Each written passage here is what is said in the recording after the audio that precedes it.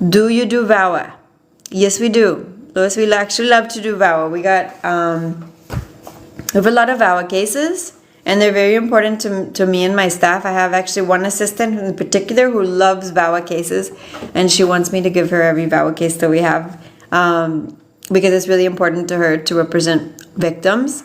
But we definitely do those cases. And one thing I love about VAWA is that it actually gives us a way, in some cases, to help somebody who has the permanent bar. It doesn't work for every single person, right? But if you were a victim of spousal abuse, right? Or it could even be abuse by a child, like your stepchild.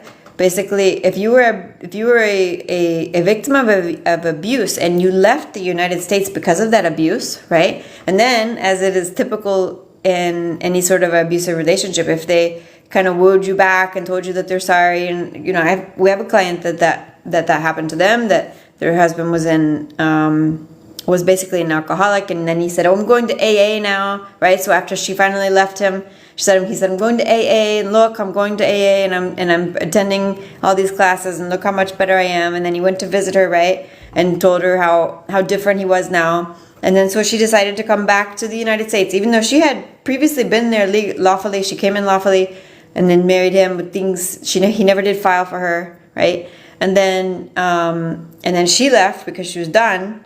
And then he wooed her back, as typical to a relationship that is abusive, right? It's a cycle of abuse.